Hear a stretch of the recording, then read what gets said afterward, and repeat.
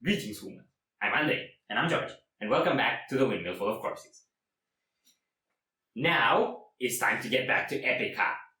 We've been getting, after our Consigned to Oblivion reaction thingy, we've been getting a lot of Epica requests, and what we realized is people are really keen on us checking Epica live, which is actually good news, because I know a lot of their studio stuff. Exactly, yeah. But not a lot of live stuff. Same goes for me, and that performance was super impressive. I was actually looking at the video and I thought, dude, you actually like this a lot more than you're letting it show. So, okay. Today we've got one that is not an official video, so it's not from Nuclear Blast or anything, but it's from the Retrospect show that they did in 2013, and that was, just in case you don't know, their 10th anniversary show, and it was a 3-hour long show. So, I did know. You did know? I did know. Okay. I'm gonna continue my previous thought, and this is Design Your Universe. Live at Retrospect. So, it will be down there if you want to go and check it out, and without a further ado, let's design some universes.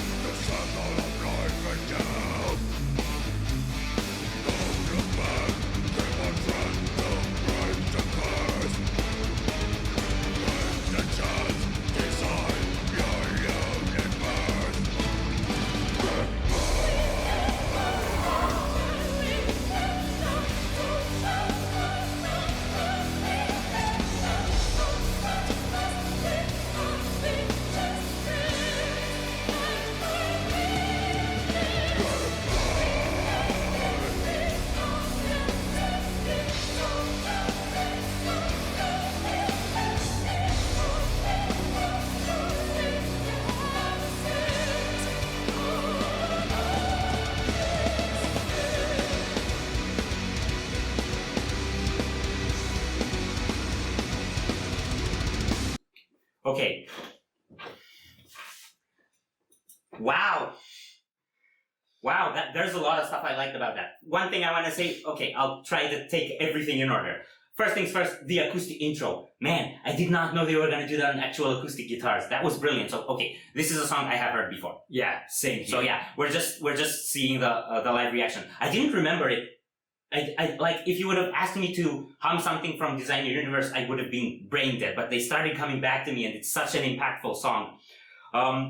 So that intro was really cool. It was really cool that they played that actually on acoustics and then immediately switched to electrics. And there's only one person I've seen do that before, and his name is Kalim Pop. It's a Romanian band. I think their biggest hit with which they ended the shows, they had something like that going on. So that was a cool thing. What I have to say is, because I actually know the song really well, I can hear it in my head, I know the lyrics, everything, but I didn't know the live recording, and the difference in sound between the studio and this is so massive. And it's not really like our Consigned to Oblivion reaction, because then it was like, oh yeah, the studio version was a lot more raw and not so epic, and this one's a lot more massive. Here, I would say it's a bit the other way around, not in the sense that this doesn't sound massive, but because everything's live, including the orchestra and the choir, everything, it sounds a lot more organic. And I would say they still made it sound bigger than the studio version, but they did that by making it sound more natural, which is a bit counterintuitive. Usually when you make the sound more organic, it tends to feel less epic. But I don't know how they did that, and it's absolutely amazing. And also, the drummer guy is throwing in some fills there that I don't think were on the studio record. And Koen still had long hair. Oh my god, you took that away from me! Also, I like how this is all super epic and emotional and whatever, but if you look at Simone while she's singing, she's just like, yeah, this is just another ordinary day of work. She's just having fun. I actually didn't get it on. Look at her face.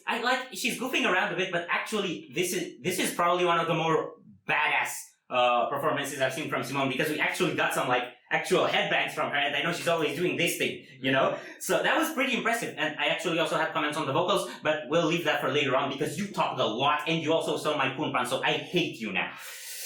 For a good reason.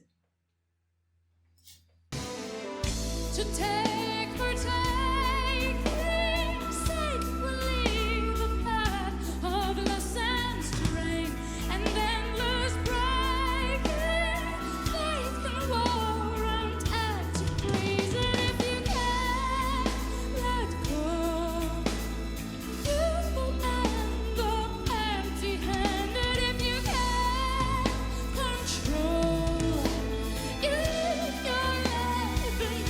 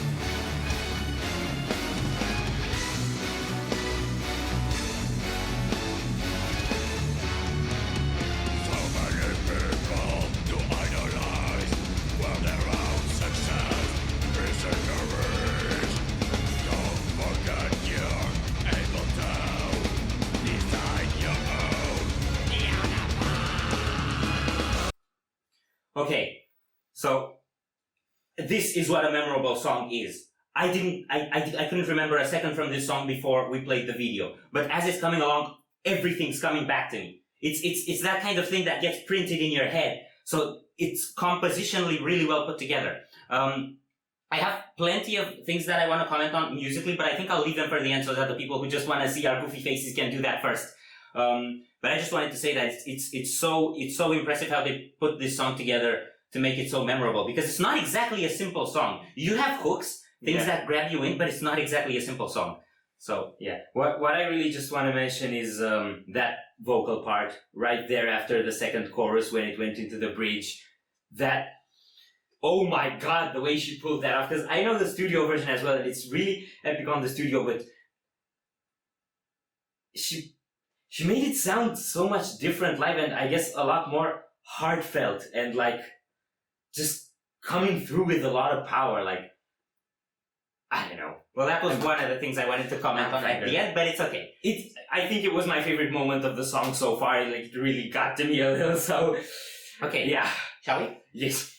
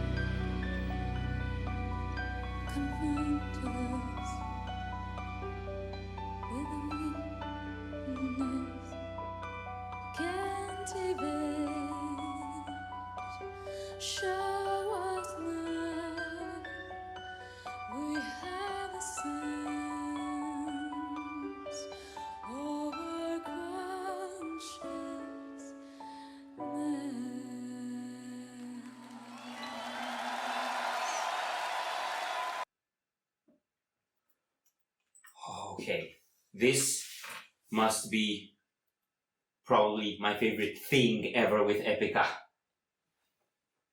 I wasn't ready for it. I wasn't ready. Oh my god, that ending left me breathless. Okay, so I'm gonna talk a lot. I have lots of things I want to say. So if you find that boring, I'm sorry, go away. No, don't tell them to go away, please stay. Okay, so guitars. The tone on the guitars for a live setting, it's perfect. It's it's got that growl, you know, that really sort of gut punching feeling to it, but it's also it's got kind of like a noise gate effect. I think it's got that punch every time it kicks, but then it sort of dips pretty fast and you can hear the notes clearly. So I really like what they're doing with the guitar tones, and it also works very well for this song because it's got that spacey, those long, powerful chords in the chorus and stuff like that. I love those chords, man, especially with the orchestra. It's like that's how you make something sound big and epic and wide open and cosmic and whatever you want to call it. Yes. Okay, so that's really impressive there. But then they also have all the dynamic stuff like they do in the through that extended bridge section, which were really, really cool. So yeah, guitar-wise, this song is brilliant, and I think we don't actually have any solo in this one. No, I don't think there was a solo. So I think in this one the guitars aren't necessarily a very upfront instrument. They're more of a support instrument, but it still works really good. Bass also has a lot of what I really like about the bass is how it kept a bit of that grit and raw pummeling feeling also through the verses, because through the verses you had the orchestra, which was so serene, and you had Simone, which was so serene, and you had the drum keeping the groove kind of laid back, so then you still had that bass bringing and the riff was out, like I don't think there was any riff through the verses. Yeah, no guitar. So you had that bass leaving a little bit of grit, and I think I got a shot of the bass at some point, and I think that's the same bass that John Mayung of Dream Theater uses. I'm not sure. And I'm not sure what John Mayung of Dream Theater uses, but if it is what I think he uses, then it's an Ernie Ball Music Man. I know for sure that Petrucci plays on Ernie Ball Music Man guitars, and that bass look kind of similar. I'm not sure about this, just throwing it out there. Okay. Not that much to comment on the drums. It was... I know you're the drum guy. I generally don't focus that much on the drums. I focus on instrumentals, but the drums are a very support instrument a lot of times. So this one's yours. I love extreme metal drums, so like death metal drums, technical death metal drums, blast beats, these really fast pedals and stuff. And Epica uses a lot of that. Yeah. This guy is a death metal drummer. And you can hear that this actually isn't such a fast-paced song, but like you said, through that dynamic bridge section, particularly after the moment I was talking about with Simone's epic vocals, when Mark kicks in with the growls on, like, I think those are triplets, that's where I really like what's going on the drums, because it's like got like this really cool kind of rotary groove, I would say. Yeah. So it's got the pedals that are running, and then it's filling in with the toms there. Yeah. So that's really cool. And what this guy is doing live, and I think especially in the footage from Retrospect, you can see that. I know the Sancta Terra, the one with Floriansen from Retrospect, and he was doing a lot of that as well. He's just filling in with double bass in moments where it's not on the studio, and he's got this really cool technique on the snare. I don't even know if it's got a name, but it's just like these strums that kick in and like throw like a spike of vibration in there, and it just cuts through the mix. And I get the goosies every time he does that. Okay, so I'll remember it's a good idea to let you comment drums, because I wouldn't have thought of any of those things, but as you were talking, they kind of clicked in my head, and it makes sense, you know, all of that. That's enough for the drums, guitars, and bass. Oh my god, I'm gonna talk for so long. Okay, the orchestra. What I really like about the orchestra is, of course, you got the string sections, which you can hear in just about any metal with orchestra, but I like the percussion. That really amped up on the bang in the chorus and gave that echo feeling. Yeah, and they actually synced it very well with the footage, because whenever the big bang on the chorus hits, I have no idea what he's saying there. You can't find it in any of the lyrics, but I just say big bang. Whenever that moment comes, you always get the footage of that guy behind the really huge drum. Yeah. So it's really well accentuated in there. And another thing also about the orchestras is the wind instruments, particularly in the intro, where you had the acoustics. I think there was a flute or something, more like a wooden thing, not something like the trumpets and stuff, like coming through really strong, and that, I miss that. I really like that detail. I picked it up because I didn't hear it very well on the studio version. Yeah, and of course you've got the choir, which does a whole lot for this band. Okay, so then what's left for us, I think, is vocals. And the elephant in the room, that break before the final chorus on the studio, that's just cut and bang. Yeah. And there, what the hell are they doing? Yeah, I was, and then blam, and they also hit the fog machines or whatever, and it was like, that's what they're doing. I should have seen that coming. I actually should have seen that coming, to be honest. It threw me off, and I didn't actually process what the hell is going on, because I knew this song has to have one of those epic chorus-like endings, and just sort of died. So vocals. Mark's style is actually not that much my style of growling, but it works very well in this song, because he has this, everything in this song is kind of spacey. And his vocals do that too. He's got these, like, full volume and long screams, okay? I don't like his texture so much, but it fits in context with that, because you get more of the gritty effect from the guitars, so he doesn't have to bring that with the vocals. Yeah, he can leave this more like mid-tone barking sort of sound, as long as he brings that volume in. Yeah, that's what I'm thinking actually with Mark Jansen. I think the parts in Epica songs where I like his vocals the most are the ones where the guitars come through the most, because his texture almost like merges into the guitar sound, and it's like some sort of grit with a different sort of grit mixing together and getting the right sort of grit. So that's a really cool element. And then we have Simone. So. Okay, yeah, so Simone is... I usually tend to find her a bit one-sided as a singer, but again, works very well for this song. And what I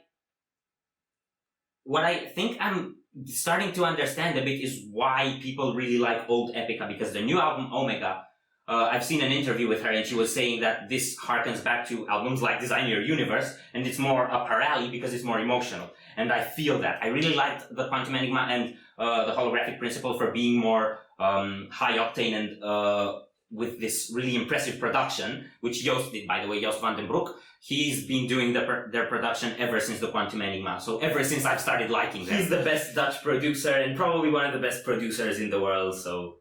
Okay, so we were actually gonna talk vocals. I can tell why. It fits her style better, this less technical and less wall of sound effect, where everything's a bit more spaced out. It allows the vocals to come forward through more and to create rich harmonies that bring more emotion. So that's why her vocals fit much better here. And what I see is I like versatility in a drummer. I don't see that much of that in Simone, and maybe that's just me. I think you meant versatility in a vocalist. Yeah, imagine Simone blast beating.